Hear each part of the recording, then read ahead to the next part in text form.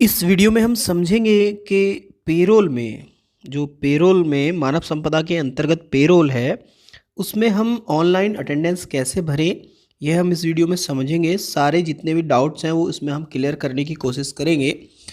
तो सबसे पहले हम ये समझ लेते हैं कि भरेंगे कैसे इसको। तो इसको भरने का सिंपल तरीका है, जिस भी मंथ की हमें भरनी है उस मंथ में जैसे आप देख रहे हैं डेट दी हुई है कि 21 मार्च से 20 अप्रैल तक ये अटेंडेंस का डेटा हमें भरना है।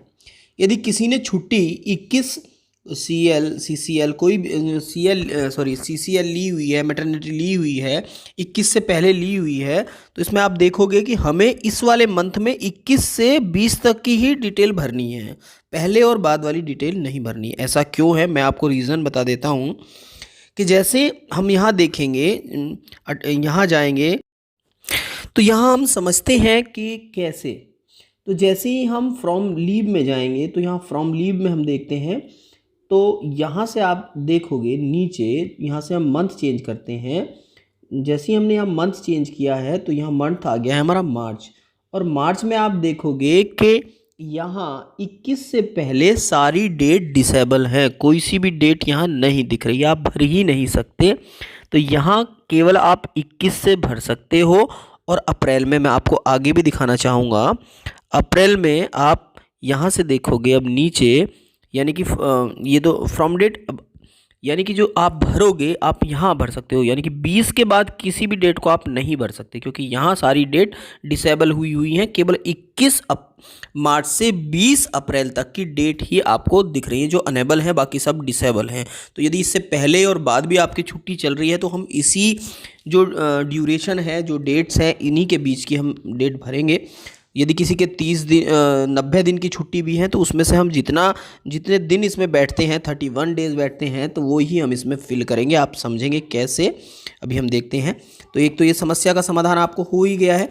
इसमें एक चीज़ और आपको समझ लेनी है कि यदि आपने एक ही दिन की छुट्टी ली है, जैसे यहाँ हम एक ही दिन की छुट्टी ले रहे हैं, तो यहाँ फ्रॉम डेट और लीव फ्रॉम और लीव टू दोनों में सेम डेट आएगी, और यहाँ हमें कोई भरने की ज़रूरत नहीं है, ये अपने आप ऊपर से उठा लेता है कितने दिन की छुट्टी यहाँ आ रही है।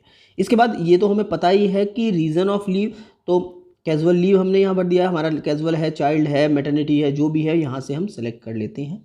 तो यहाँ से हमने वो भर ली है। उसके बाद ये यहाँ नीचे देखेंगे कि लीव स्टेटस, लीव का स्टेटस कैसा है। तो यहाँ आप देखोगे कि सैंक्शन है, नॉन सैंक्शन है, अनऑथराइज्ड लीव है, कैसी है। तो सैंक्शन है तो सैंक्शन नहीं हुई है तो नॉट सैंक्शन यहाँ हम भर देंगे। आप देखोगे नॉट सैंक्शन भर देंगे, तो यहाँ से हमारी सैंक्शन है तो हमने सैंक्शन भर दी है। उसके बाद हम यहाँ सबमिट में जाएंगे। तो इस तरह से तो हम कोई रिमार्क, तो यहाँ रिमार्क भी ये फिल करने के लिए होंगे कि इसमें आपको रिमार्क देना अनिवार्य है। ये जो यहाँ रिमार्क देना अनिवार्य है, नहीं तो ये सबमिट नहीं होगा। तो रिमार्क में मैंने लिख दिया है ओनली 1 डे लीव्स, एक दिन की मेरी लीव थी, मैंने रिमार्क में कर दिया है। ये इसलिए क्या है, यदि आपकी जैसे CCL है या मेडिकल लीव है या मैटरनिटी लीव है, वह 31 या 30 दिन से अधिक की है, 31 दिन से अधिक की है, तो यहाँ रिमार्क कर दें कि कब से कब तक की है, ये रिमार्क में आ सकता है। तो रिमार्क में ये बहुत सारी चीज़ें हो सकती हैं। तो जैसे ही अब हम सबमिट करने जा रहे हैं, यहाँ से हमने सबमिट के लिए किया है, इस तरह से सक्सेसफुली सेव्ड हो गया है। आप देखोगे कि यहाँ ये मैसेज आएगा सक्सेसफुली सेव्ड। इसको जैसे ही हमने ओके किया है तो ये सक्सेसफुली हमारी लीव हमारी सेव हो गई है। अब इसके बाद यदि जैसे हमारी लीव एक एक दिन की हमने एक ही मंथ में 2 या 3 बार ली है, तो फिर दूसरी की एंट्री करनी पड़ेगी। तीसरी ली है तो तीसरी, जैसे एक ही ली है तो हमें और कोई सेव करने की ज़रूरत नहीं है, हमें सीधा फिर बैक जाना है। हम यहाँ बैक जा रहे हैं यहाँ से, और फिर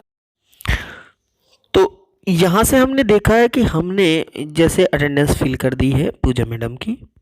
अब इसके बाद हम अरुण सर, जैसे देख रहे हैं अरुण सर की अटेंडेंस के लिए हम क्या करें, अरुण सर ने कोई अटेंडेंस नहीं ली है तो हमें यहाँ ऐड एंड एडिट अटेंडेंस में जाने की आवश्यकता नहीं है, क्योंकि हमें अटेंडेंस फिल करने के लिए कहाँ जाना पड़ता है, ऐड एंड एडिट अटेंडेंस में। ठीक है, जितनी बार ली है उतनी बार हम अटेंडेंस, यानी कि 2 बार ली है 2 करके ली है, एक ली है 4 दिन के लिए, उसी हिसाब से हमें भरना रहता है। आप समझ गए होंगे। एक व्यक्ति ही दोनों, यानी कि एक ही टीचर दोनों की भर सकते हैं, मगर ध्यान रखने वाली बात क्या है, जो हमें ध्यान रखना है कि जब तक सभी एम्प्लॉय यानी सभी टीचर्स की फिल नहीं हो जाती तब तक हमें लॉक नहीं करना है। लॉक हमें तभी करना है जब सबकी अटेंडेंस फिल हो जाए। तो हम यहाँ से फिर बैक यहाँ से जा रहे हैं, तो यहाँ से हम देखेंगे फिर जैसे ही बैक जाते हैं तो हम फिल अटेंडेंस में पहुँचे हैं और यहाँ लॉक अटेंडेंस में पहुँचे हैं। तो हम यहाँ से अब लॉक अटेंडेंस करेंगे क्योंकि पूजा मैडम की अटेंडेंस हमने भर दी है, अरुण सर ने कोई छुट्टी नहीं ली थी तो इसलिए उनकी अटेंडेंस फिल करने की आवश्यकता नहीं है, सीधे लॉक कर देंगे। तो जैसे ही हम लॉक पे क्लिक करते हैं, यहाँ से हमने लॉक पे क्लिक किया है, आप देखोगे लॉक पे क्लिक करने के बाद ये हमारे पास इस तरह से आ जाता है, यानी कि और जैसे आप देख रहे होंगे हमने यहाँ देखा है कि पूजा मैडम की अटेंडेंस यहाँ कब से कब तक की, 1 दिन की लीव थी। यहाँ अरुण सर की all day present no leave, इस तरह से आप देख रहे होंगे। और आगे की कॉलम देखेंगे तो यहाँ आप देखोगे कि रिमार्क में आ गया है ओनली 1 डे लीव्स, जो हमने रिमार्क दिया था। ऑल डे प्रेजेंट्स किनका आ गया है, जो हमारे अरुण सर हैं। यहाँ से फिर सैंक्शन वाला ऑप्शन भरा था, यहाँ सैंक्शन आ गया। तो इस तरह से ये डिटेलिंग यहाँ आ गई है। तो यानी कि जितने भी इसमें एम्प्लॉय होते हैं, टीचर होते हैं, उनकी सारी छुट्टी, यदि छुट्टी है तो भरे, नहीं है तो कोई ज़रूरत नहीं है, सीधे हम लॉक अटेंडेंस कर देते हैं। तो अब हम नीचे आप देखोगे यहाँ लॉक अटेंडेंस लिखा हुआ है, इस लॉक अटेंडेंस को हम क्लिक करें। जैसे ही हम इसको क्लिक करते हैं तो फिर आता है ये वाला मैसेज। ये मैसेज आप देख रहे होंगे कि are you sure you wish to lock 2 records, यानी कि जितने रिकॉर्ड आप करना चाहते हैं लॉक, हाँ तो आप 2 रिकॉर्ड लॉक करना चाहते हैं, यस।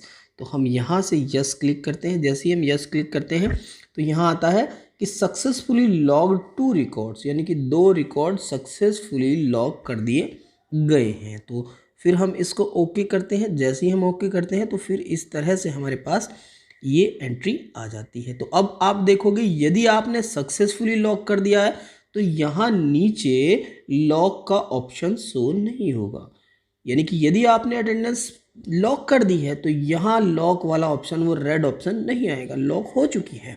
इसके बाद आप देखोगे यदि आपने लॉक किया प्रॉपरली हो गया है तो यहाँ ऊपर आएगा प्रिंट, ऊपर लिखा आएगा ये प्रिंट, यहाँ प्रिंट लिखा आएगा।